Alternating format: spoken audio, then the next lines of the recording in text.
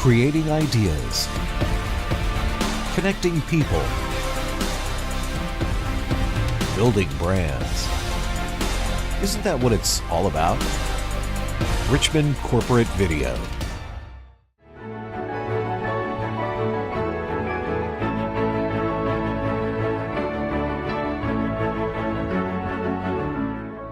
Summer is upon us, and reminds me of Henry James' comment that the two most beautiful words in the English language are summer afternoon.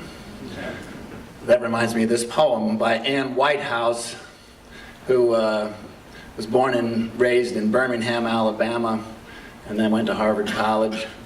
And she wrote this poem called One Summer Day on the Number 1 Train. When the doors of the Express opened on 72nd Street, the local was waiting. She entered with me, tall and angular as a crane, her expression alert, violin poised against her clavicle like a wing. The train was half empty, the passengers dozing or absorbed in their smartphones. She stood at one end of the car, her gaze swiftly appraising us, while the doors slid shut. Closing her eyes, she lifted her bow and dipped her chin, and into that pause went all the years of preparation that had brought her to this moment.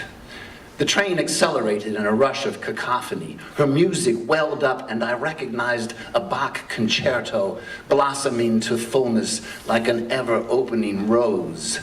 Suddenly, I was crying for no reason and every reason in front of strangers. I thought of the courtroom where an hour ago I'd sat listening to testimony with fellow jurors sworn to determine the facts and followed the law. But no matter how we tried, we couldn't reverse damage or undo wrong. The music was contrast and balm, like sunlight in subterranean air. The tears wet on my cheeks, I broke into applause, joined by fellow passengers. We'd become an audience, her audience, just before the doors opened and we scattered. Making my offering, I exited, too shy to catch her eye. But she'd seen the effect her music had wrought. Its echo resounded in my memory, following me into the glory of the summer afternoon. It is with me still. A rarity at New Richmond Ventures and being a University of Virginia graduate, as opposed to William and Mary.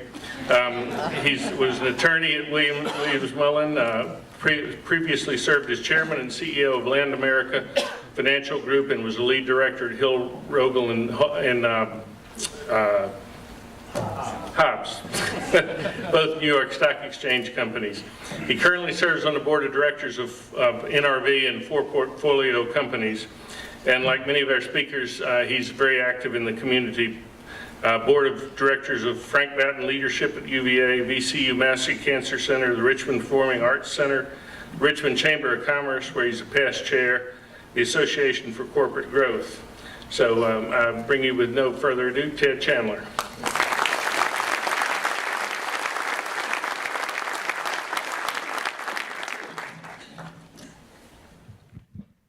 Thank you. By show of hands, how many people would like for me to leave and we just hear Tom do poems for the rest of the time? Almost everyone. Wow. Let me start by saying that I have got 3 of my colleagues here. My partner, Jim Ukrop, if you could raise your hand. Where's Jim? Where is Jim? Oh, he left. Oh, no, there's Jim in the far back. Bob Mooney is here, and Liz Dorr. Where's Liz? Good, in the back. I'm a little disappointed that I've got fact checkers here because that's going to really disturb most of what I was going to talk about. Jim, Bob, and I are very proud to be the co-founders and managing directors of NRV, and Liz is our Director of Engagement for Investors, Communications, business analyst, and just like all 8 of us at NRV, is helping us grow, baby grow our companies. But let me start with Jim. Jim is a rarity.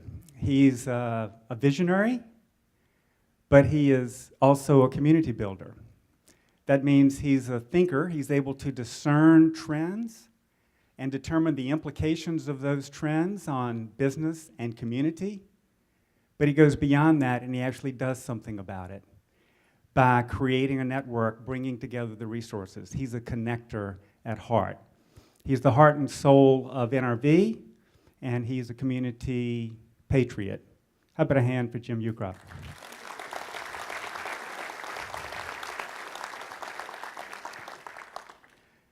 So, a lot of things I could talk about this morning. A number of you said that you were very interested in hearing what I was going to talk about, and it occurred to me walking in that I'm also very interested to hear what I'm going to be talking about.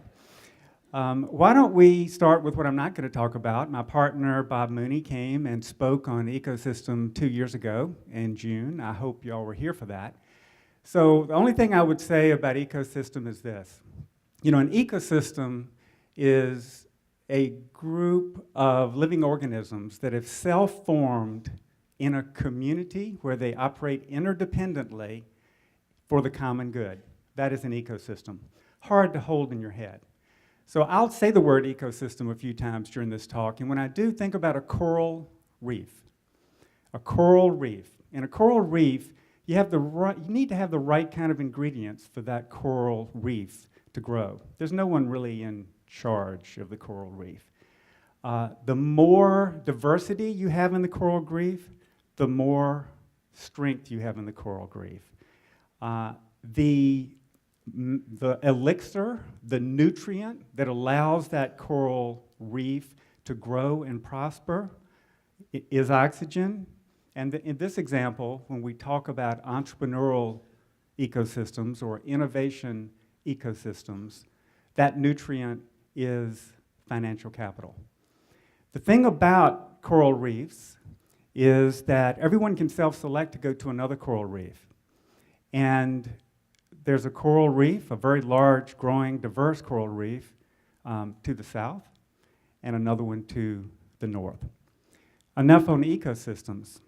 So I'm going to talk about the NRV journey, but it's in the context of trends so powerful that they have become market forces. So our journey began as community leaders. Jim, Bob, and myself are Encoreprenuers. We've been blessed with having financial success. We believe strongly in the importance of giving back to our community.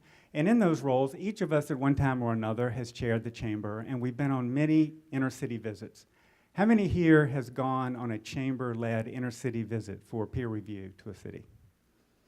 Okay, a pretty good splattering. If you haven't gone, I encourage that. Typically, about 150 business leaders, mostly business leaders and elected officials, will travel to a city that the chamber has picked to study a particular aspect of that city for best practices that can be brought back to our community. Well, beginning about 9 years ago, there was a series of trips that was aimed at looking at ecosystems in other places. We started in Raleigh-Durham, Research Triangle, and all that Durham is doing with their American Tobacco Entrepreneurial Incubator. By the way, Raleigh-Durham is to the south of us. We then traveled to Austin. We then traveled to Denver. And the culmination of those trips is we began to form this idea that Richmond had all of these elements. We had the requisite pieces for an ecosystem, but they weren't sufficiently connected together. To me, one of the biggest aha visits was to Austin. I went to Austin on the promise that we would learn about the way in which the University of Texas and the business community had come together. Thinking I'd learn about how academic research at a great institution could be moved into commercialization and monetized by business people. Tech transfer, how were they doing this? First day, first talk, almost the first minute. the University of Texas president stands up and says, here's the deal. University of Texas is an innovation factory, and our output is our graduates. And the reason we thrive here as a business community from an entrepreneurial ecosystem is because Austin is weird. We like to keep it that way. It's quirky, it's creative, and no one wants to leave. So we just try to make sure that they have an opportunity to find their job and their success here. Bing. And then the second thing he said is, you know why Dell Computer, that has tens of thousands of jobs right down here, and all these businesses that are vendors that are set up to support it, a huge driver for the Texas economy. Do you know why it's here? Economic development? Governor's Opportunity Fund, anyone? No. Michael Zell was there. Michael Zell. Michael Zell's on the second row. Michael Dell was there when he found what he needed to grow his business. Aha. So, from this community leadership, we realized, wow, there's a business opportunity. There's a community need. And any business needs to start with a need, and then what can we do? Do we have some unique skills that will enable us to try to satisfy this and turn this into a business opportunity? It turns out we do. Because we have vision, we can see these trends that are going to really change the way business is going, and we are connectors. So we decided, let's start connecting the pieces. So in early 2012, Jim, Bob, and I formed NRV. We called it New Richmond Ventures at the time, totally focused on Richmond, now branded NRV. In that starting iteration, we just started doing it. We didn't have a revenue model. We hired people. We started looking at businesses and trying to figure out what was missing in the ecosystem. Because the big thing that it was clear that Richmond did not have organized was capital. And that, again, remember the coral reef, is really needed. So as we began to look at the businesses, you could see what would happen. There were lots and lots of businesses that were getting friends and family funding. And that's pretty easy, right? Because that money is invested because you care about your son or daughter or nephew more than you perhaps care about the idea that they're working on and wasting your money. But friends and family money is always going to be in every place. Beyond that, there was the makings for angel networks. And that was here, but it was not robust, it was not organized. And the kind of angel networks that you would see were basically dinner clubs, where 3 or 4 entrepreneurs would come in, they would make their pitch for 10 or 15 minutes. The best presenter, not the best company, would usually sway, and people would invest $10,000 or $25,000 or so in it. There's a lot of that activity going on then and now, and it's important activity because it helps these companies get capital that will enable them to prove out their concepts. But then there was this huge journey from that kind of capital to getting about $10 million of revenue, having a robust plan, having a compelling team, having the ability to get truly institutional financing, which typically comes when a company has like $10 million of revenue. A huge, huge gauntlet. This is where NRV said, we will come in. So essentially, we view ourselves as shepherds. For companies that have gotten to the point where they have got market traction, they have de-risked the company to the point that you can see there's market traction, but they don't have the revenue. They kind of half-baked cakes, which is our perfect scenario. And we, as shepherds, kind of guide them through the valley of the shadow of death. Get them to the place where they now get to choose their permanent capital. They do a beauty contest for the capital. They don't beg people for capital. So that's kind of the lay of the land. What these companies need is much more than capital. So we provide counsel, we provide connections, and we provide capital. Again, this is during this 4-year period that I'm describing, 2012 to 2016. And this is where we kind of worked it all out. Made some mistakes, had more success actually than we anticipated.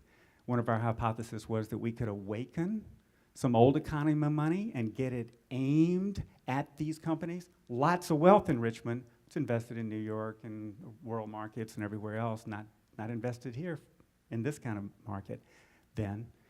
And so that was our mission. We had an hypothesis. So we would always put our own capital first. We would have our team work with these companies to grow them. We had a point of view about what these companies needed to do. We helped them create their boards. We got their comp right. We got the option plans so that they had leveraged opportunity coming up. We simplified the job of the CEO. Most of these CEOs read blogs that say, here are the 100 things that you need to do every day between midnight and 4 a.m. to be a successful CEO. We help these companies go the complete other way and say, no, there are 3 to 5 mission-critical things for this business. And forget everything else, because that's not going to get you there. Now, eventually, you'll get all 100 of these things done. But job one is you got to get through the valley of the shadow of death. So there's a simplification in that council. So from that, we developed an investment thesis that fit the community need, it fit the business opportunity that we had, and this loose group of about 30 or 40, think of it as club investing, of people that are non-traditional investors. We put our own capital, $54 million of our own capital, in about 9 businesses. We grew those businesses to the point that they could attract other capital, most of it out of state, Silicon Valley money and others, about another $80 million. So about $135 million invested in promising early stage companies in Richmond. Hypothesis proven.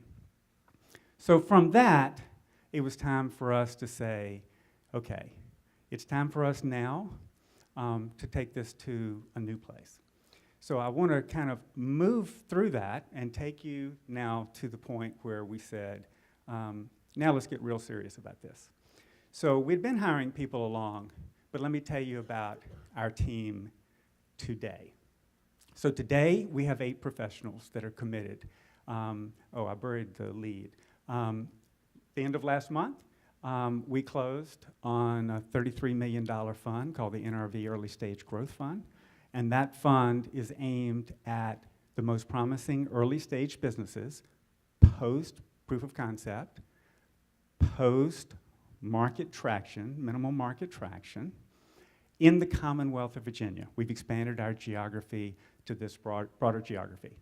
Not so much because we didn't think we could find suitable companies in Richmond, but because the need is for the community, and you really want to have a larger coral reef ecosystem.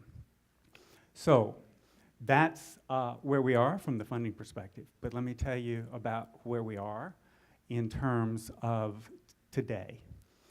We have a group of 8. We brought Scott Tollison, joined us. He's also a managing director. He joins Jim, Bob, and myself in that role. A funded entrepreneur from the West Coast, originally from Richmond. And in the telecommunications and entertainment sector, came to Richmond and has really helped us construct a network of strategic funders that join us in investing in these companies. He's a Darden graduate, and he enticed us to bring another Darden graduate that he thought would be great for our business, Scott Ukrop. So he enticed us to bring him over. Yes, he's Jim Ukrop's son. Apparently NRV does not have an anti-nepotism policy. Scott Ukrop has done a great job for us. Very, very connected, and he's part with Paul Nolde, who came from Virginia Community Capital and joined us. Scott Ukrop and Paul Nolde are the tip of the spear in being able to identify these promising companies, essentially screen out those that are not yet. And that's what we found a lot, not yet. We're tracking a whole series of great businesses in Virginia that don't meet our investment thesis yet. A large number of them will, and they're being served by other constituents in our coral reef at the moment. So with that, we also, in terms of kind of rounding out our team, we have Laura Markley, another member of the William and Murray Mafia, and Liz Dorr, who is here. We're very proud of Liz, member of the school board, and a great participant with us. So a total of 8. Liz, did I name 8? cool. Wow. What we have today is a battle-hardened investment thesis, because the real key in this world to unlock capital is you just have to deliver superior investment returns. That's all. So,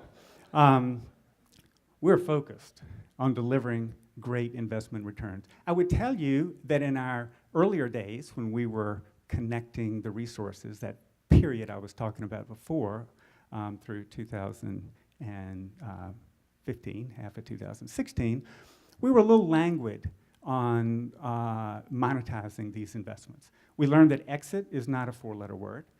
Exit doesn't mean that the company leaves the community. Exit means you move from venture capital, which is a temporary type of capital, to more permanent capital. And when I talk about market drivers, I'll talk about the fundamental changes that are occurring in capital flows to help you with that. So, with this team, this battle-hardened investment thesis, when we raised this capital, we curated our investors. See, we believe that strategic counsel and capabilities is an important part of what these companies need. They need that. And so as we expanded our geography, we intentionally went to other regions of the state to bring in investors. There was a huge appetite for this in Hampton Roads. We have 20 investors from Hampton Roads. These tend to be C-suite business leaders in that geography that believe in what we're doing, and we're excited about the investment returns that we've been able to generate to this point. Past performance, no guarantee of future success. So with that expanded group of 83 investors, we now have huge strategic breadth. You see, one thing that's very unusual about what we're doing is that we have a geography basis for delimiting the companies that we're interested in evaluate. But we don't have a vertical bias. That is, we're agnostic to the industry that the company is in if we at NRV or in our network of active investors, we have the requisite ability, subject matter expertise, the kind of vision to see around corners that will give us the confidence to invest in the businesses. We have a particular strength in healthcare innovation and healthy lifestyle. Bob Mooney is a thought leader and leads a subset group of our investors that have raised their hand and say, we want to be engaged and involved in that healthy lifestyle space. If you think about Virginia's economy, it's logical that we would see a lot of healthcare innovation. And if you know anything about millennials and their purchase patterns, you will know that healthy lifestyle is a big important part of Virginia. So we're capitalizing in a way, almost a snapshot of the Virginia economy in the way that we approach that.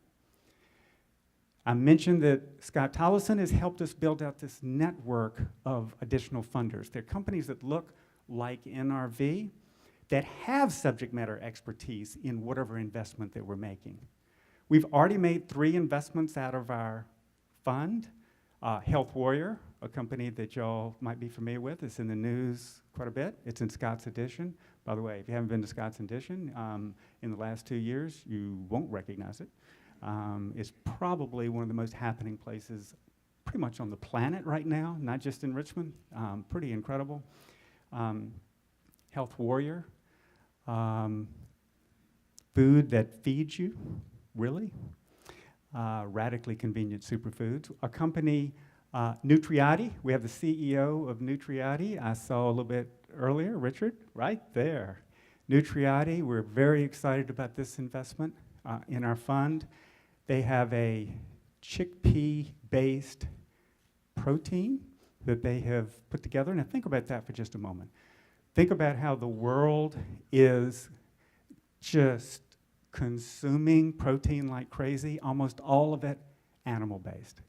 How about a plant-based protein substitute for that? Wow. How about a chickpea flour that can be put in any baked goods that doesn't have the negative nutritional profiles and health dangers of soy or other wheat substitutes right here in Richmond. A company called Territory out of Alexandria. This company delivers chef-prepared, healthy meals that are designed by you, with nutritionist help, for the perfect nutritional profile for you, delivered conveniently to you. That company is out of Alexandria, as I mentioned. So those are companies that we have invested in, and there are many more to come with respect to that. So that's where we are today. We have a great team, battle-hardened investment thesis. Did I mention we got some coin in our pocket? Yeah. We've got the fund closed. When I say that we've got a $33 million fund, you should think of that a little bit differently. We tend to be the leader in the rounds. We give our investors a right to co-invest frequently in the rounds, which means that the actual amount of capital that will come from our investor base will be much more than $33 million in the companies that we invest. And that's before we partner with these firms that we have great relationships with, including San Francisco firms, London firm with Nutriati, LA firm, these firms that we put together as a network. So we're very poised to continue to make these investments, all focused on great investment returns. Now, if I may, talk about, I started this with Jim, and trends. Discernment about how a trend will have implications for companies and communities down the road. So let's talk about trends that are so powerful that they're really market forces. And I'll keep it simple by just basically talking about the 3 elements that every business since the beginning of people has required. How much? Okay, I've only got 20 or 30 more minutes. I think I heard him right. So these market forces, just think about this. First, every business needs human capital. Secondly, you need a business model. That is, you need to solve a model, you have to solve a need in an elegant enough way that people will buy your product or service. And third, you need financial capital to grow the business. Same ingredients forever, but everything has changed. The talent that's coming out, the millennial talent, and we have millennial talent here in the audience with this Encoreprenuer group. That talent looks at jobs differently. The main thing I heard in the networking were people were saying, and what do you do? And tell me about that. And what did you do before? And what do you think you'll do next? A lot of what in the baby boomers? It's just who we are.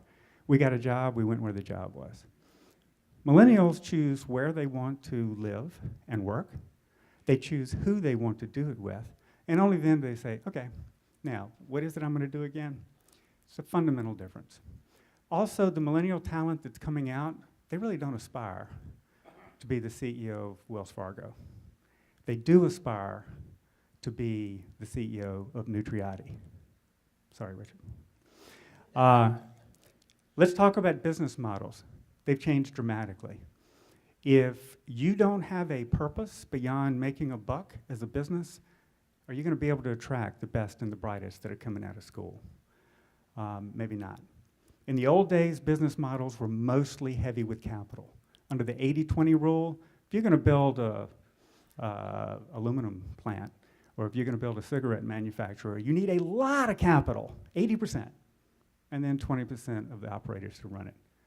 The whole world now, on an information-based economy, opposite. It's 80% brains and 20% capital, fundamentally changed.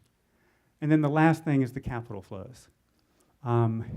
Capital coming in from the public markets, we have no plans for any of our companies to do an IPO, none.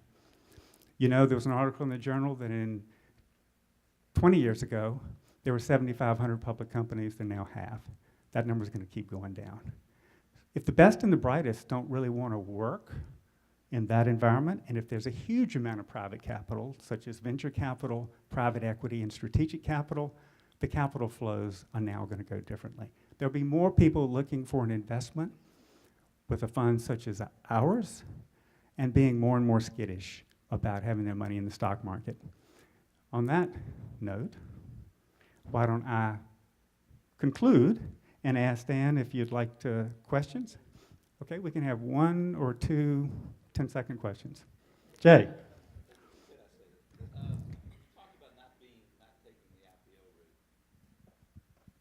You talked about not taking the IPO route. So what's the exit for the investor as well as the fund? What we're finding, you heard the question. What we're finding is that there's so much strategic capital that is now coming into play. What has happened in the world is most of the big companies, strategics are companies, current companies, incumbents that are worried about losing their business. They've all gotten rid of their R&D shops. They have their cost centers, and through cycles, they just get rid of them. Guess what? We're their R&D shop. They're buying our companies. I'll mention this because it's not one of our companies. It's easy to say. Devil's Backbone? Why did Anheuser-Busch buy Devil's Backbone? Why didn't they come out with Busch Beer 7? That's a trend. So the money is going to come from big private equity. Think about KKR and these huge firms. Because the talent does not want to live in the fishbowl post-Sarbanes-Oxley of being in a public company. They don't aspire to that kind of rigidity, those kinds of rules, those kinds of, you've got to meet every quarter, you've got to have an improvement. They want to build businesses for the long term, which you can only do without being under the scrutiny of the public markets. I think I used both of my questions up with that one answer. Oh my gosh, here we go. When evaluating companies and teams, do you how do you kind of prioritize different aspects? Like if there's a kind of a company or a startup with an A plan but a B team versus another startup that has an A skill level team and a B plan, what would you pick first, and how would you compare different companies like that? Yeah. Great. Reminds me of an admissions officer at William & Mary when the student said, would it be better for me to take a bunch of hard courses and get Bs, or take easier courses so that I can get As? And they said, it'd be better if you took hard courses and got As. Same answer here. That's a good question, thank you. The number one thing we focus on is the quality of the team. Brains matter more than ever. And so it is the team. And they don't have to be completely built for us. Remember half-baked cakes? We're not worried about that. But the core elements, the critical elements, have got to have the unique strengths and the unique skills. So where we're forced to compromise, we always opt in for that. One of the last questions we ask ourselves is, before we invest, is think of the smartest 30-year-old that you know. I usually think of Liz Dorr. Is this someone that will buy this product or service, number one, yes or no? But most importantly, is that smartest 30-year-old that you know, is that someone that wants to work for this company and eventually lead it? The answer needs to be yes before we write a check. I think I better cut it off.